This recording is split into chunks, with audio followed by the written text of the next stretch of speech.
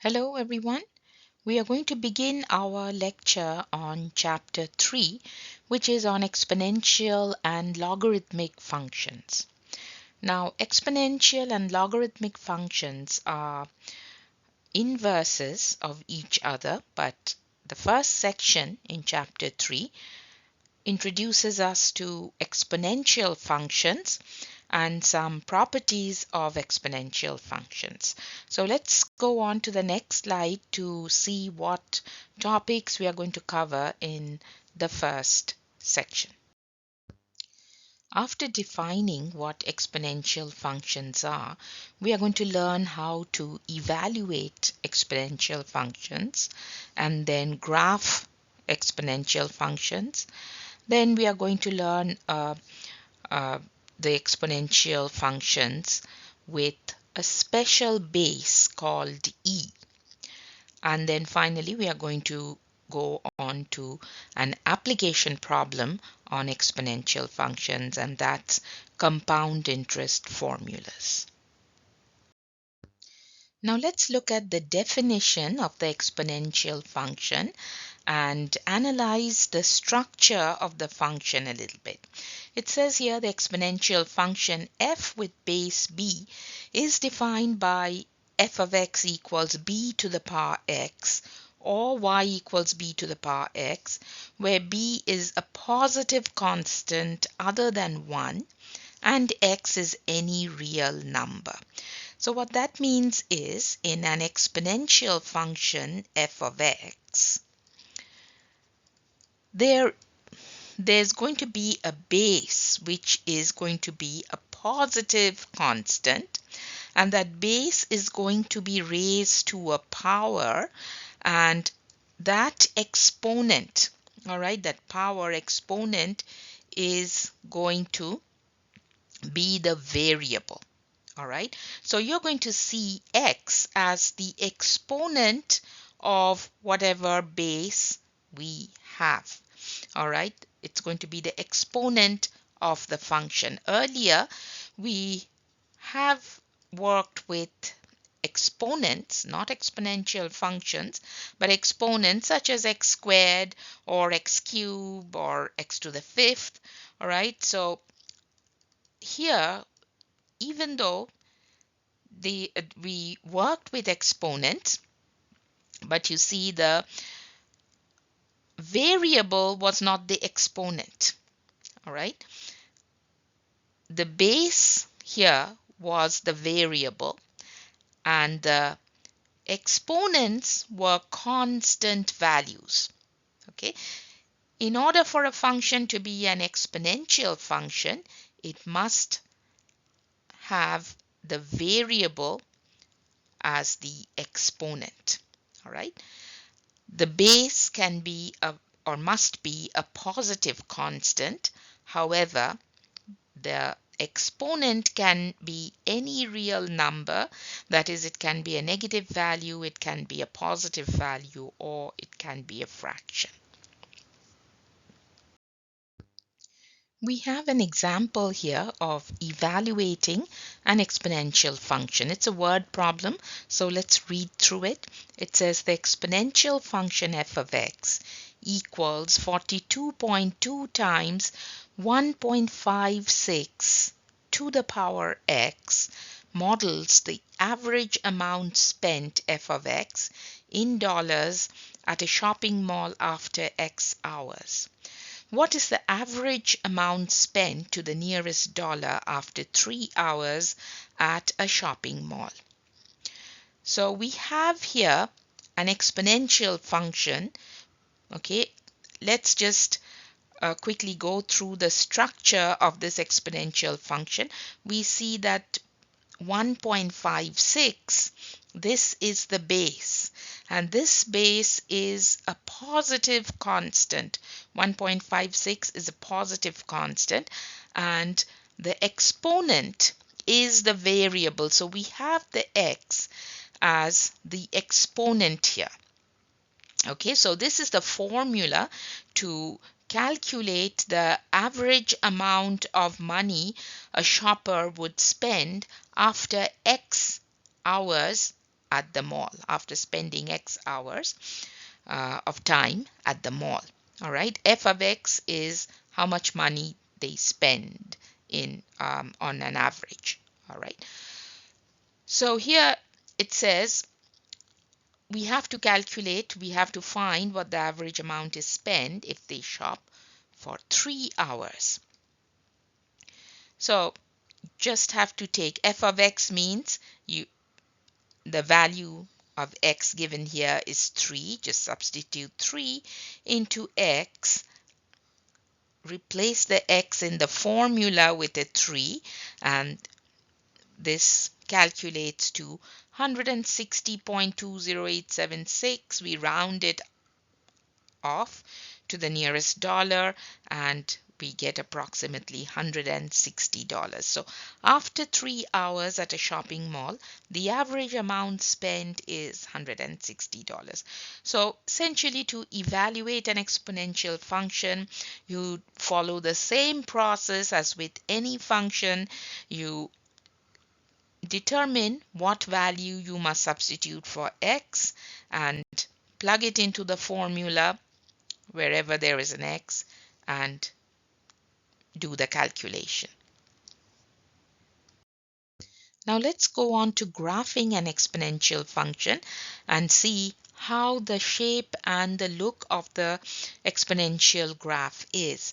The function given to us here is f of X equals 3 to the power X. So we will be plotting some points and then connecting the points to come up with the graph of the exponential function.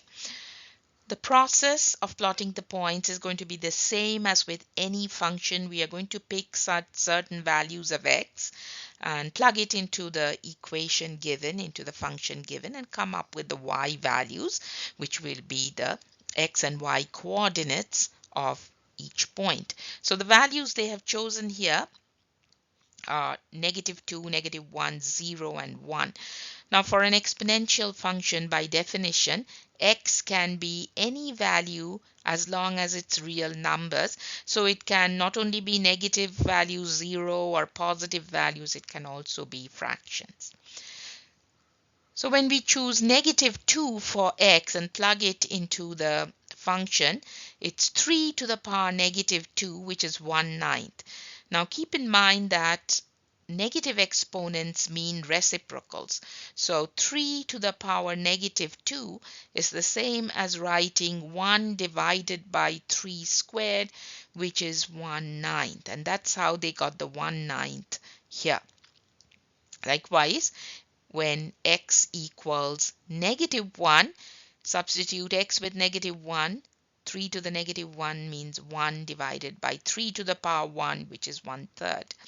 When X is 0, it's 3 to the power 0 equals 1. Now, any value, any base raised to the power 0 is always a 1. Okay? And then when X is 1, it's 3 to the power 1 and therefore 3. Right? So we plot these points here and then we connect the points and we see that the graph, as X values increase, the graph seems to be rising indefinitely towards positive infinity. And as X values decrease, that means as X values, the more we go towards the negative values of X, the graph tends to get closer and closer to the x-axis, which is the line y equal to 0. Now let's see how transformations work for exponential functions. So we have the base function which we graphed in the previous slide, which was f of X equals 3 to the power X, and we came up with this particular graph.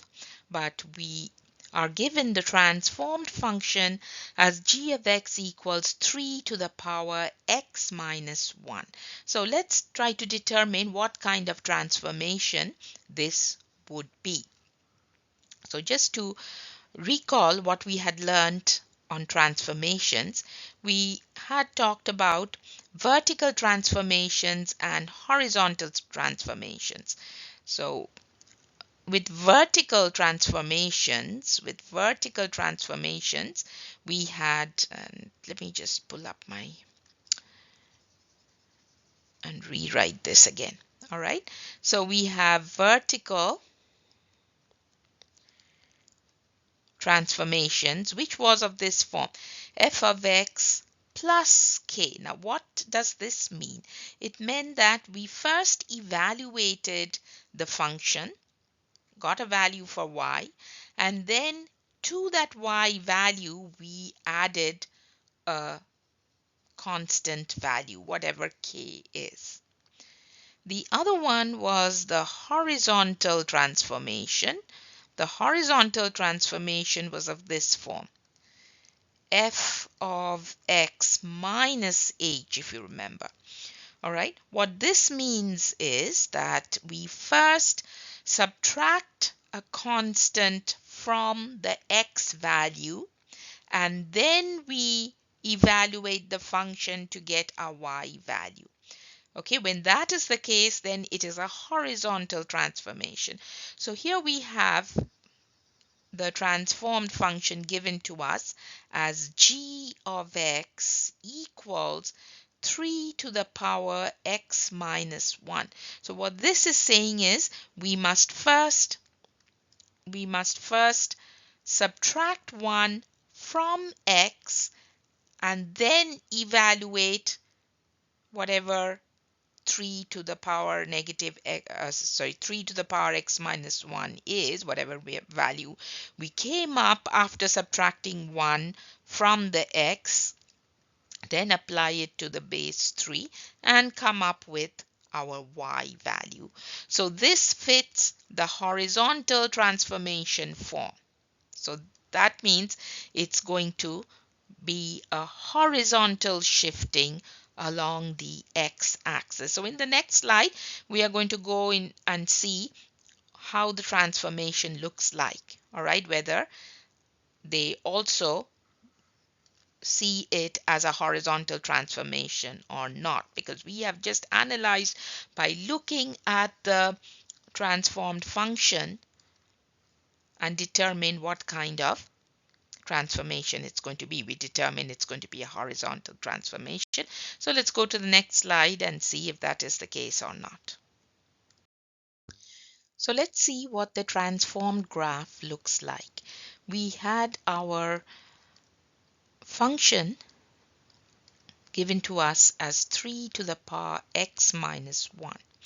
I'm going to take this x minus 1 and first put it in the x minus h form to get the exact value of h. So when we align x minus 1 to the x minus h form, then we see that our h has a value of positive 1.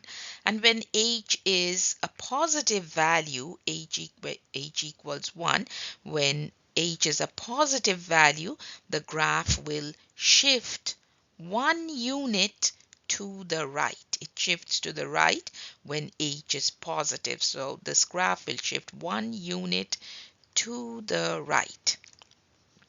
So here we are given two graphs, one of the base function, which was 3 to the power x, and this red one is that of 3 to the power x minus 1. And we see here all these points on the black graph, on the base graph, did shift 1 unit to its right in the transformed graph. And also note that the graph both these graphs have a horizontal asymptote of y equal to 0. That means as we head closer and closer, or rather as the x values go towards the left, the y values head closer and closer to 0. So the horizontal asymptote is y equal to 0. Now that we have worked through an example of graphing an exponential function and also on transformations, let's enumerate the characteristics of exponential functions of the form b raised to the power of x. So f of x equals b to the power x. Now the first property talks about the domain of the function. The domain can be any value from negative infinity to positive infinity. Now recall when we were studying the definition of exponential function, it said that x can be any real number. So as long as the input value is a real number, it could be in the domain of the function. So that's why the domain here is stated as negative infinity comma positive infinity. However, the range, the y values coming out of an exponential function consists of positive real numbers only, starting from 0 to infinity. Now note that we have a round bracket to the left of 0. What that means is 0 is not included in this interval. All right. It means it's as close as 0 uh, as possible. All right. Uh, but not 0. All right. That's what this notation means. 0 comma infinity. So if you recall the graph, all right, we saw that the graph of the exponential function, when we drew it, as the x values decreased, the left end of the graph was heading closer and closer to 0, but it wasn't touching the x-axis, the y equal to 0 line, the horizontal asymptote. All right. Therefore, the closest that the least value that the range can be is from 0. All right. But 0 is not included. On the right hand side, the graph was progressing all the way to infinity, unbounded. Therefore, we have 0 comma infinity. So when you state the range of the function, make sure you have a round bracket next to the 0. Number 2 says the graphs of all exponential functions of the form f of x equals b to the power x pass through the point 0 comma 1. So when x is 0 for any exponent, no matter what the base is, when x is equal to 0, the y value will always be equal to 1.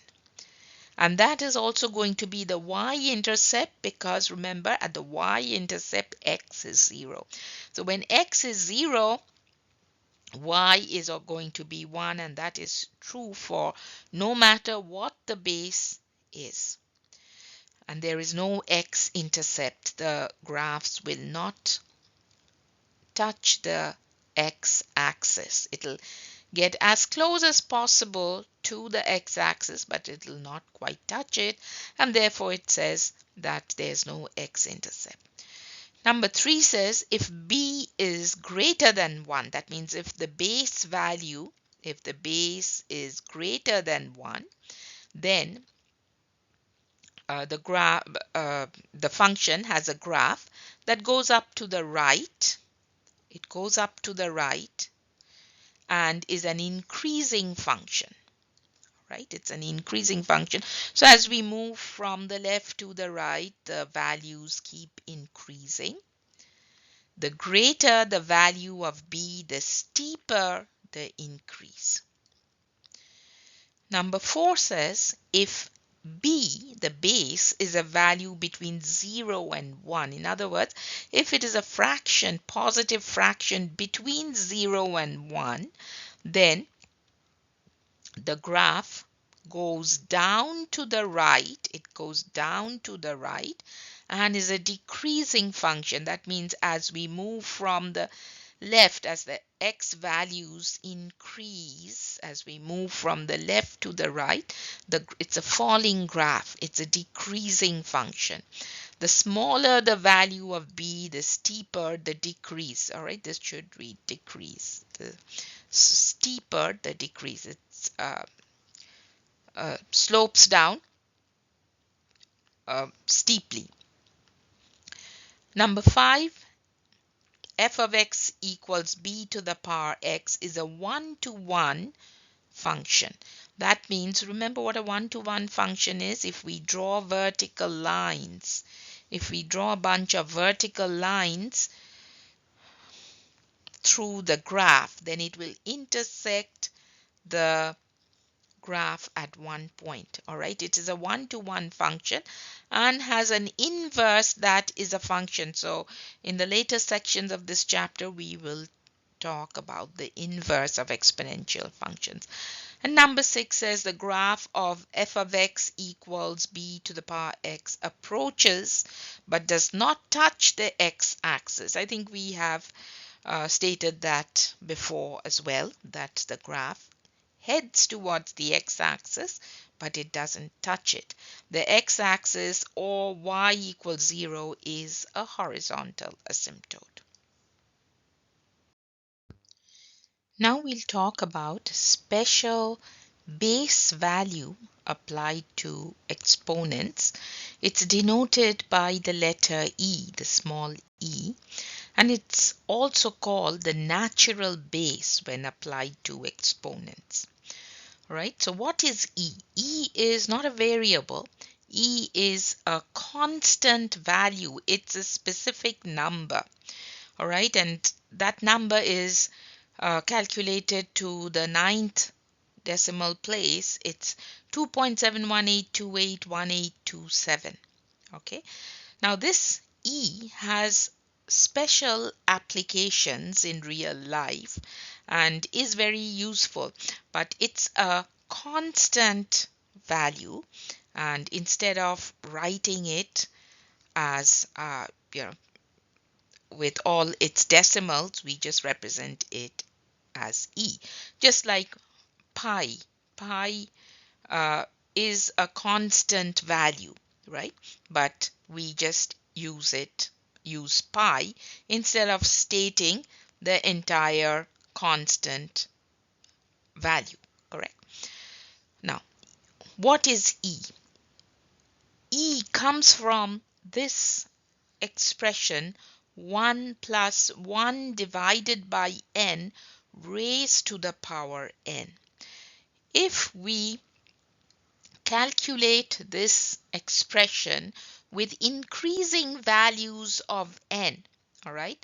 If we calculate this expression with increasing values of n and keep using larger and larger values of n, we see that the values, the calculated answers will head towards 2.71828, this number.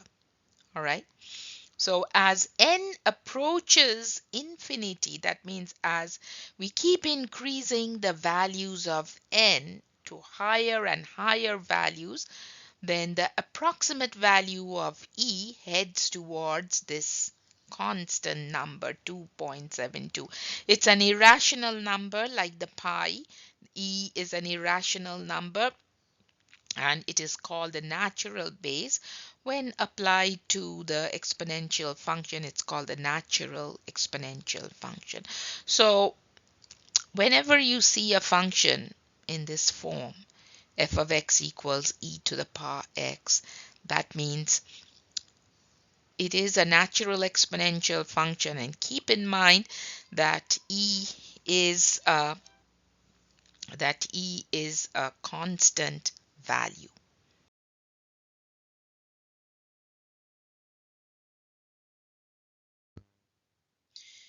We'll now look into an application of the natural base e It is commonly applied in calculating compound interests.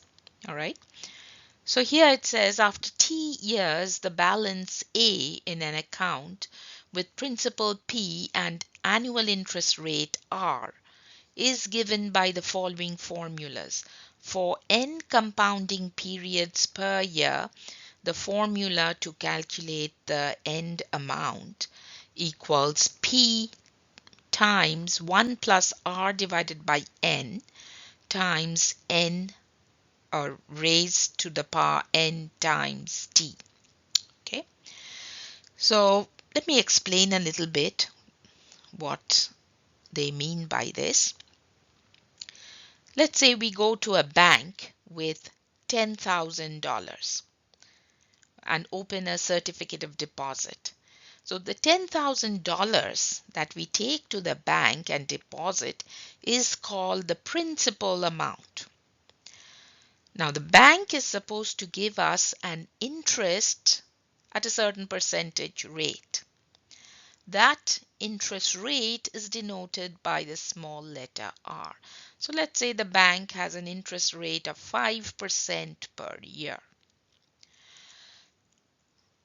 Okay, and at the end of the year, at the end of 1 year, the bank does a calculation where it applies that 5% interest rate on the $10,000. Okay, 5% of 10,000 times 0.05, it'll come up with $500 as the interest, and it'll apply it to the $10,000 and you will get a total balance amount of $10,500, right? Your money, your principal will grow by $500 with that interest rate. Now, if the bank does that calculation at the end of 1 year, that means it has compounded your money once. All right. So in that case, n will be equal to 1. Okay, that means the number of times they calculated the interest is once at the end of 1 year. So in that case, n will have a value of 1. Now, if the bank calculates the interest twice a year after 6 months, then n will be 2. All right. So in that case, n will be 2. If it calculates it every quarter, then n will be 4. All right. Every quarter means it'll calculate the interest 4 times a year. In that case, n will be 4. Now, if the bank keeps compounding it even more frequently, like maybe every month, in that case n will be 12, maybe every day, maybe every hour. Okay, in that case n will get larger and larger because it's compounding. The compounding period is increasing. Okay, so the value of n will also keep increasing. And what happens when we increase n, we just learned that E is derived. E is derived from this expression, right? 1 plus 1 divided by n raised to the power n. And we saw in the previous slide that when n increases, as n approaches a very, very large number, when it approaches infinity, then it heads towards a constant value which rounds up to 2.72, which is an irrational number, but when we round it up to the second decimal place, it amounts to 2.72. Okay, so this expression here, 1 plus r divided by n, as you see, is similar to what we have here, 1 plus 1 divided by n to the power n.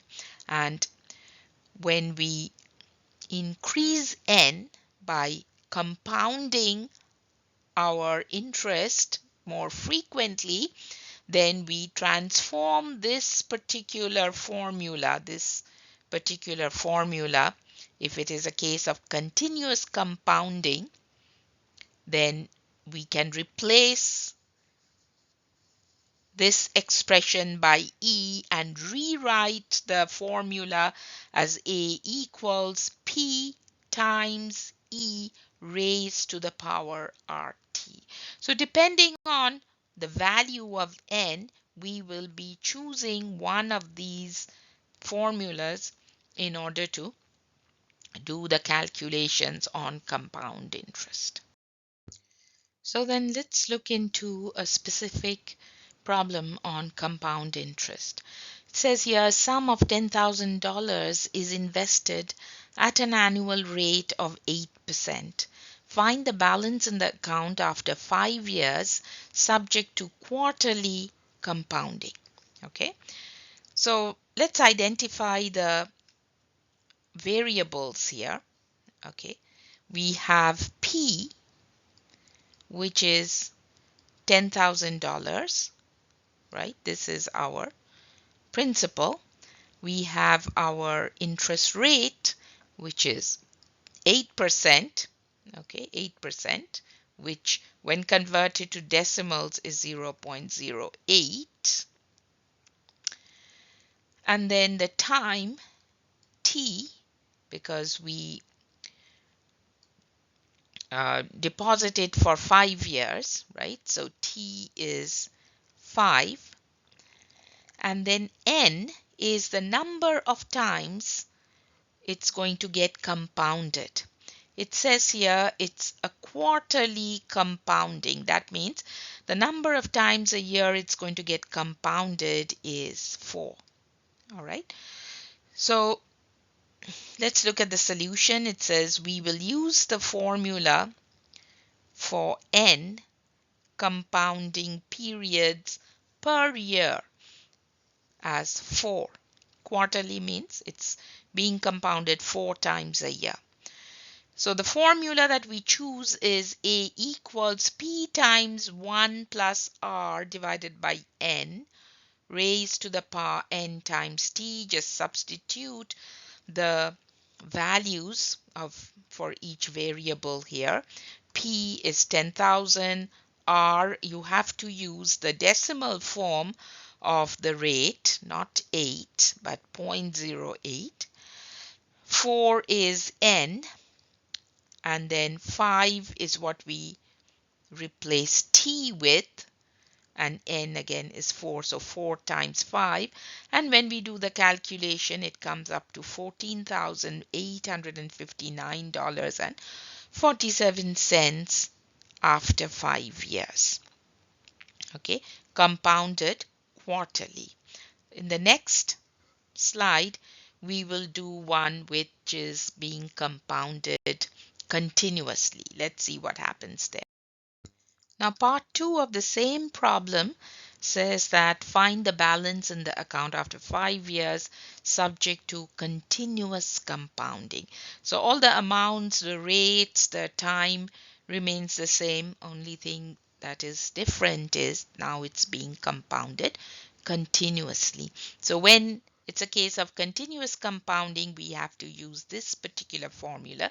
A equals P times E raised to the power R times T. Again, our principal is $10,000. E is a constant value. R is 0.08. All right, the 8% has to be converted to its decimal equivalent. So 0.08 multiplied by T, which in this case is 5. And when we do the calculation, we come up with $14,918.25. So when we apply this interest rate on the $10,000, leave it in the bank for 5 years and have it continuously compounded, then at the end of the term we will get an amount of $14,918.25, which, if you remember, is slightly higher than what it was when we left it in the bank, when we had it compounding for 4 times a year on a quarterly basis. I think it was $14,859 and some cents, whereas when we compound it continuously, we get a higher amount.